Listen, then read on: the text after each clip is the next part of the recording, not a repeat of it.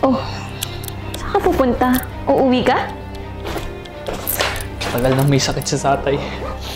Hindi niya sinasabi sa akin. At ngayon, kailangan niya ako. Hindi ka ba pwede magdesisyon para sa atin? Hindi natin kailangan yun. Wala siyang silbi sa mga plano natin. Mabigat lang siya sa'yo. Tatay ko siya! At ngayon, kailangan niya ako. Kaya wala kang karapatan para pigilan ako.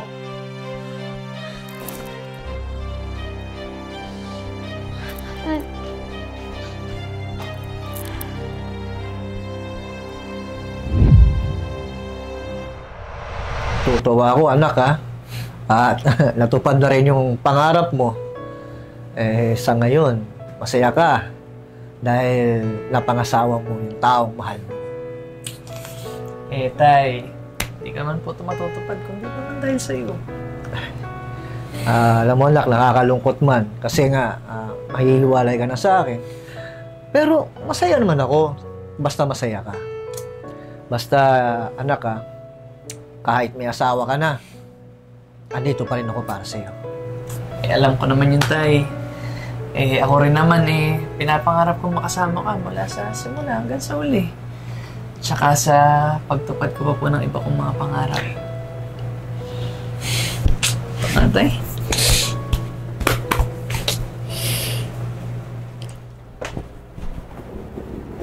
Han, madami pa tayong kakausapin sa baba. Dito ko pa din. Especially our business partners. And besides, mukhang pagod na yan si Tito. Hayaan mo na lang siya dito sa kwarto. Or gusto niyo, Tito, pahatid ko na lang kayo sa driver namin? Han, tawagin mo na rin siyang tatay. Total, kasal naman na tayo. Han, wala akong panahon para pag-usapan kung anong tatawag ko sa kanya. So ano, Tito? Papatawag na ba akong driver? Huwag na, Victoria, magkukumita lang ako. Pero Tay, pagod ka na rin. Tsaka... Sige ho. Let's go, Han. Madami pa tayong kakausapin sa baba.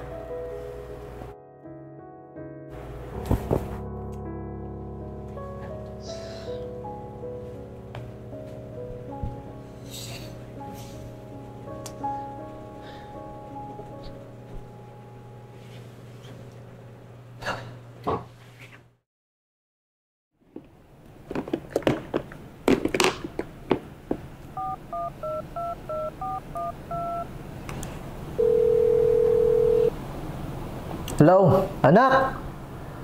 Ano, darating ka ba? Baka naman nakalimutan mo ang birthday ko, ha? Inihintay pa naman kita. Sana makadaan ka rito kahit saglit.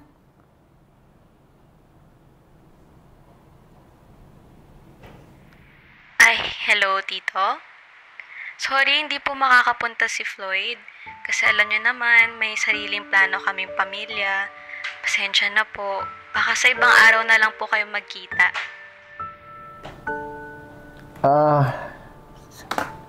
Sige. Naintindihan ko naman.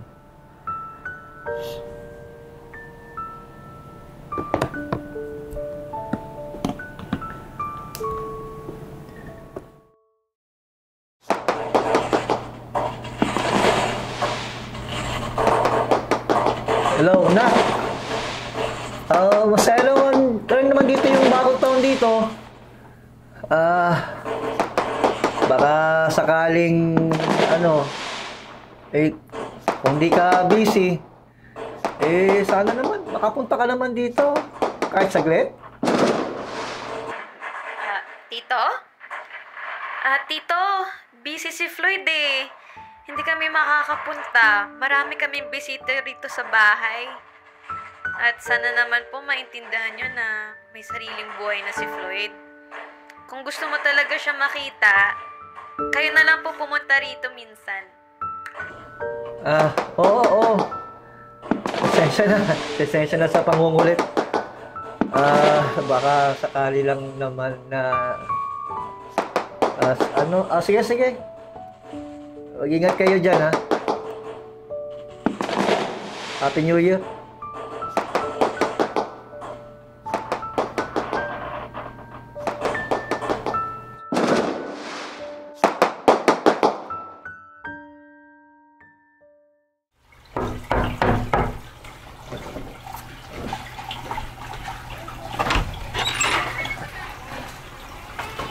Tay, ba't ka nandito? Nak, nagpunta lang ako dito ng personal para makita ka lang. Tsaka makasama ka sana. Han? Sino yan? Dito kayo pala. Hindi naman po sinabi na bibisita kayo. Marami po kaming bisita ngayon. Han, doon ka muna. Ako sabi ko lang muna si tatay. Sige, bumalik ka na. Dami nating bisita. Tay, pasensya na ho kayo Hindi niyo naman ho sinabi na pupunta po pala kayo dito. Dito, wala pong oras masyado dahil busy ako sa trabaho tsaka sa mga bisita namin. Tsaka, mas mabuti po siguro kung uwi po muna kayo para sa mas kakabuti po nating lahat. Naintindihan ko, anak. Sige, uuwi na ako. Basta alam ko, masaya ka, maayos ka. Okay na sa akin yun. Sige. Sige.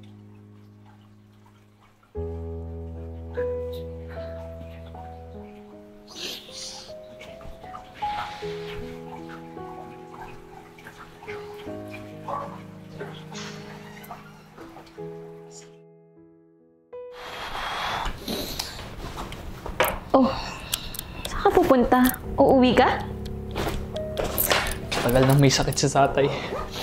Hindi niya sinasabi sa akin. At ngayon, kailangan niya ako. Hindi ka ba pwede magdesisyon para sa atin?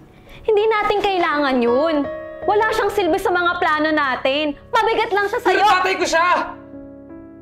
At ngayon, kailangan niya ako. Kaya wala kang karapatan para pigilan ako.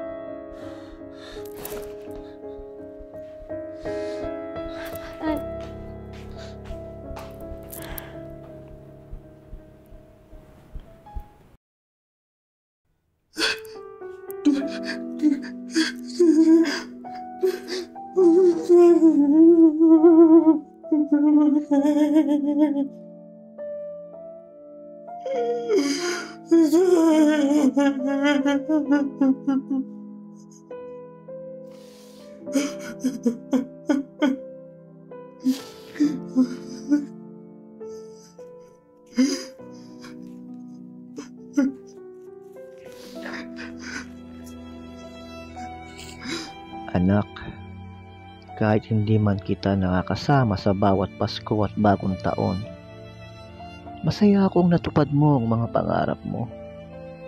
Hindi kita iniiwan. Palagi akong nandirito. Gaya ng mga pangarap natin. Kapag wala na ako, tandaan mo, ang puso ko ay laging kasama mo. Mahal na mahal kita. Paalam, anak.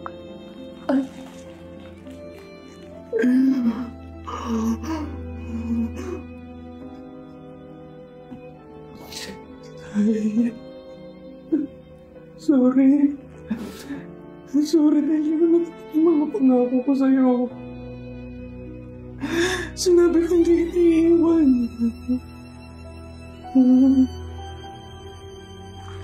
Nagsisisi na ako. Sinayang ko lahat ng pagkakataon na mabuhay ka pa.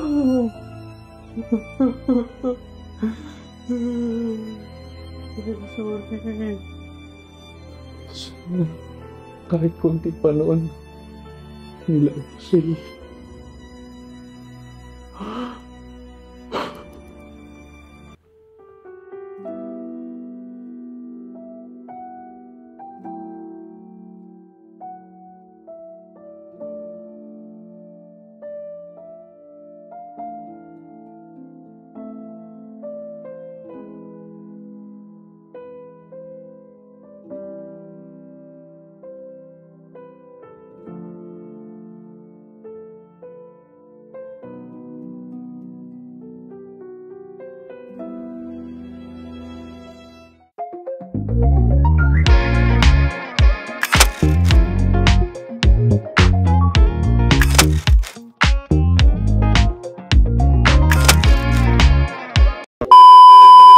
Tsaka, teka, isa pa. Pinapangarap ko sa mga sa uli. Isa pa, Derek. Sorry. Pagtapad sa ibang pang. Hindi, Victoria, okay lang. Magko-commute na lang ako. Isa pa, ulit. Amilahin pa po ako doon. Wala akong panahon para pag-usapan kung anong tatawag ko sa tito mo. Ay, papa mo, putang ina!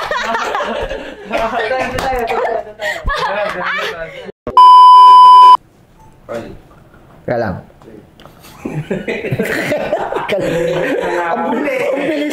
Ang bilis naman. Galing sa kwentuhan eh.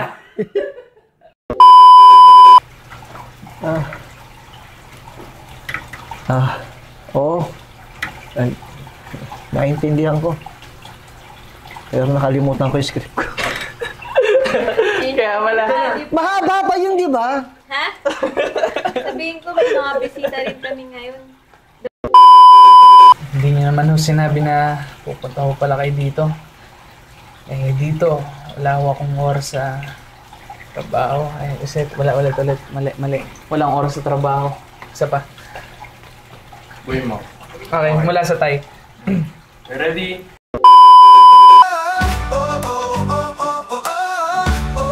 Are you a storyteller with a unique tale to share?